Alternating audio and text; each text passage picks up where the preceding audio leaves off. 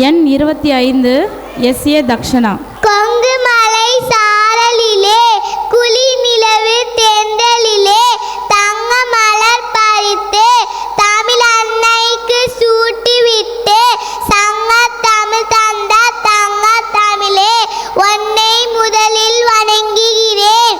பால்கடலை கடைய கிடைக்கும் அமிர்தத்தை போல் எம் செந்தமிழ் அமிர்தத்தை இரு செவிகளால் பருக ஆவலாய் காத்திருக்கும் நடுவர் பெருமக்களுக்கும் குரல் நெறி செம்மல் எம் பள்ளி முதல்வர் ஐயா அவர்களுக்கும் காரியத்தை வீரியமாய் செய்து முடிக்கும் எம் பள்ளி அலுவலக அதிகாரி ஐயா அவர்களுக்கும் எம்மை கண்ணென போற்றும் ஆசிரியர் பெருமக்களுக்கும் என் அன்பான வணக்கத்தை தெரிவித்துக் கொள்கிறேன். நான் எடுத்துக்கொண்ட தலைப்பு நம் அனைவரையும் உத்வேகம் ஊட்டிய நபரில் ஒருவர் யார் என்று தெரியுமா? புன்னகையே அன்பின் சின்னம், அதுவே நாம் பிறருக்கு கொடுக்கும் அழகிய பரிசு என்று தன் அழகிய பரிசானிய புன்னகையை எல்லோருக்கும் கொடுத்த அன்னை தெரசா அவர்கள்தான். தென்கிழக்கு ஐரோப்பிய நாடான அல்பேனியாவில் 1910ஆம் ஆண்டு ஆகஸ்ட் 26ஆம் தேதி பிறந்தார். இவரது இயற்பெயர் ஆக்னஸ் கோன்சா என்பதாகும். இவரது தந்தை பெயர் நிக்கல் நிக்கோலா, தாயின் பெயர் போயாஜியு ராணி பெர்னா ஆகும். 8 வயதில் தந்தையிழந்த இவர் தன் தாயால் நற்குணங்கள் கூறி வளர்க்கப்பட்டார். 5 வயதிலேயே பள்ளி பாடங்களை எப்போது கேட்டாலும் தடையின்றி சொல்லும் அளவிற்கு படிப்பில் திறமையானவராக இருந்தார். தன் நகைச்சுவை உணர்வால் எல்லோருடைய கவனத்தையும் எளிதில் வசீகரிக்கும் திறனும் பெற்றிருந்தார். அன்னை தெரசா தனது 12வது வயதிலேயே சமூக சேவையில் ஈடுபட ஆரம்பித்தார்.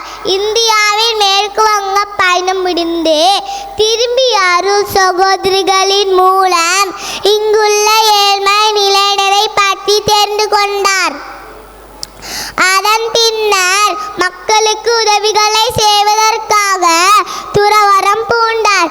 பின்னர் 1929ஆம் ஆண்டு முதல் முறையாக இந்தியாவின் மேற்கு வங்கத்தில் உள்ள கத்தோலிக்க திருச்சபைக்கு வந்தார்.